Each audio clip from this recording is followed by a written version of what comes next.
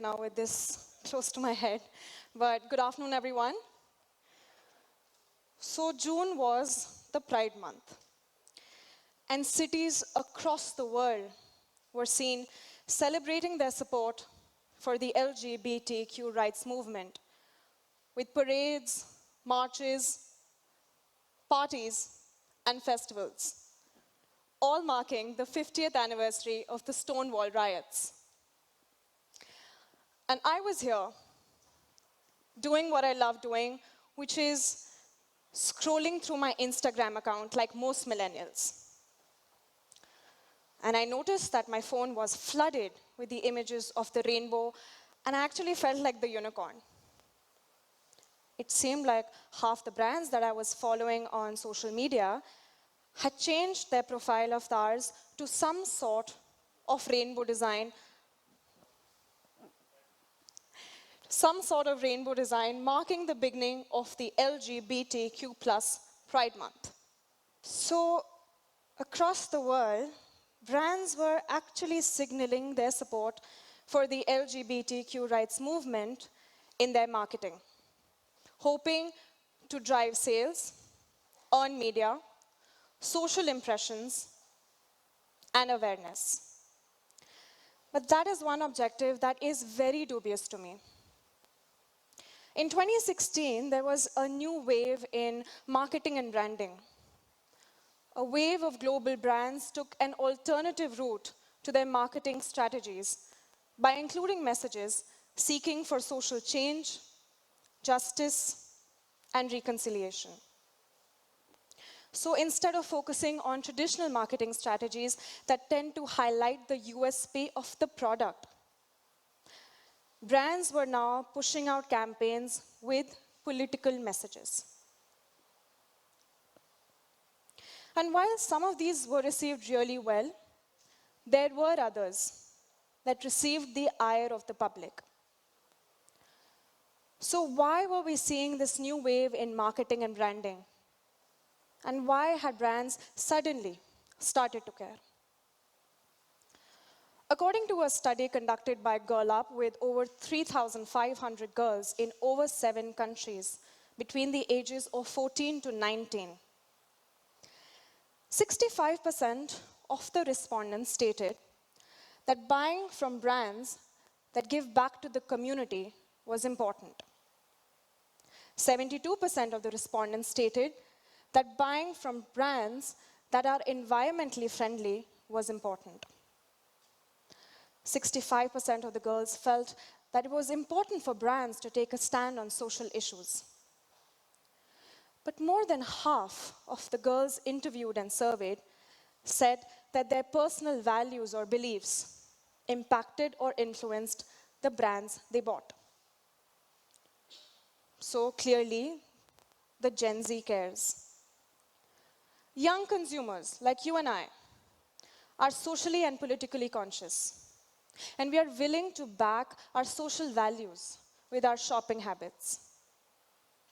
We are buying from brands that align with our social values, and we are avoiding those that are not. In fact, according to a study that was conducted by an American PR consultancy, Edelman, about 57% of consumers worldwide buy or boycott a brand depending upon its stand on a political or social issue. Now, how many of you have eaten or heard of this LGBT sandwich? So Marks and Spencer's thought it was a great idea, and they came up with this infamous lettuce, guacamole, bacon, and tomato sandwich. And these was for consumers in the UK and Ireland. And while the proceeds of sales did go to charities that were working with LGBTQ communities, the opinion of the people within the community was very divided. For a lot of people, it felt like the brand was taking a very easy route in marketing an LGBTQ product while failing to be a real ally in any other area. I'll share some more examples and insights of brands that are engaging in similar tactics. I'm sure you've heard of Adidas. Adidas too came up with its LGBTQ-inspired rainbow-themed collection called the Pride Collection. Now, I find that very interesting. Why? Because Adidas has been a major sponsor to the 2018 World Cup, a World Cup that was hosted by Russia. Essentially, Adidas invested millions of dollars in a country where homosexuals face legal and social challenges. And although same-sex sexual activity between two consenting adults in private was decriminalized in 1993, homosexuals still face a lot of stigma in that society. Homosexual couples are ineligible for legal protections that are available to heterosexual couples. And at present, there are no laws prohibiting discrimination on the basis of sexual orientation in Russia. Major retailers, including H&M, Primark, Target, they've all come up with their LGBT-inspired apparels like t-shirts, fanny packs, sequin caps. But as New York Times has pointed out, almost all of these products are produced in countries where it's either illegal to be gay or where persecution is commonplace, such as in China, Turkey, Myanmar. In fact, Primark was called unethical, and it came under heavy criticism for producing its Pride-themed t-shirt collection in Turkey, a country ranked third worst in Europe for LGBTQ equality. Most often than not, these brands are engaging in a sort of virtue hustling or woke washing.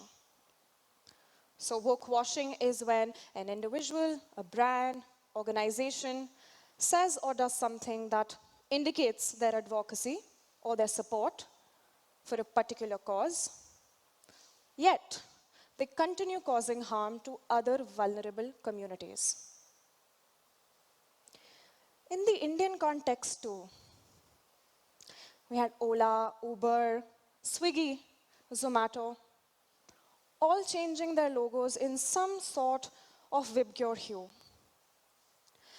But one may ask, what have they really done for the queer community? Uber came up with its Uber Pride community, which was formed to support LGBTQI inclusion, and they hired one Rani Kinner, a transgender, as a cab driver. Uber Eats, on the other hand, has also hired one transgender. Ola, which is Uber's fiercest competitor, also hired one Meghna Sahu as their first transgender cab driver partner early this year. But these remain stray examples. There has been no real effort by these transport giants to really reflect the reality of the queer community. Their branding tends to erase concepts and identities of caste, class, religion, gender, race, gender expression, all of which intersects with sexual orientation. You know, they create this sense of brand inclusivity, which is within the reach of everyone. But that's far from true. I mean, how many of us sitting here right now can go to an Adidas and buy those sweet Pride-themed kicks? These brands that are engaging in this rainbow washing never take any real concrete steps to support the queer community. Say in terms of employment, in terms of having policies in place that protect them from discrimination, harassment, bullying, or even having safe infrastructure in place, such as gender-neutral bathrooms. Actually, these brands are just concerned with maintaining their reputation, their facade of being progressive, being liberal, being tolerant. And this lip service, which is divorced from real action, is very dangerous and very problematic. Let's talk about Dove for a moment. Dove came up with this signature campaign way back in 2004 called #RealBeauty, where real women like you and I were represented on screen and were seen sharing their experiences of using the Dove products. According to Forbes, Dove has even ushered in this new wave in advertising, which is called femvertising, which is essentially the harnessing of feminism in advertising. But if one was to closely examine some of the advertisements that were released by Dove in 2011, 2014, and again in 2017, these advertisements were inherently racist. And let's not forget, Dove is owned by the same parent company, Unilever, that owns Axe. Now, Axe has a range of male grooming products, including hair gels and shower products and deodorants. But a quick look at some of the advertisements that Axe has released in India in the last couple of years reveals a very different truth.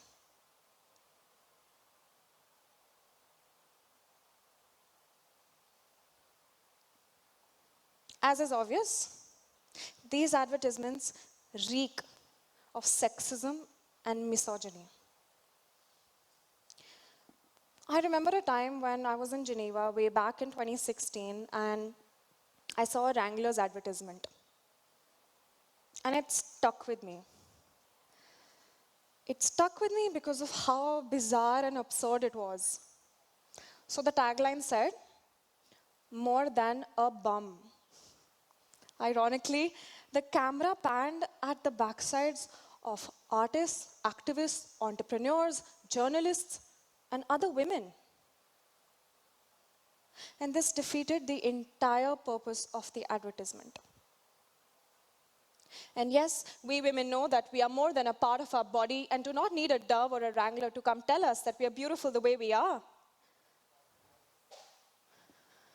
These brands have actually appropriated the feminist narratives without really understanding and delving into the complexities, the history, the issues, the intersectionality of the movement. So, when brands claim to be championing the rights of women and their empowerment, we, as consumers, really need to sit down and critically analyze and question that claim. Are these brands really championing the rights of women? These are some of the questions that need to be asked. Does the company employ women throughout its organization? Are women represented at all levels of leadership in the company? Does the company transparently pay women equal to men? Is there a strong family leave program in place? Does it offer flexible working hours? Does it have a creche? Does it have nursing rooms? Does it have policies in place to prevent harassment? Supporting a marginalized community should go beyond just selling rainbow-colored cupcakes or t-shirts or fanny packs, or even setting up tokenistic panels. It should be about actively challenging the hate and the bigotry that is directed towards that community. And maybe then, real equity can be achieved. Thank you.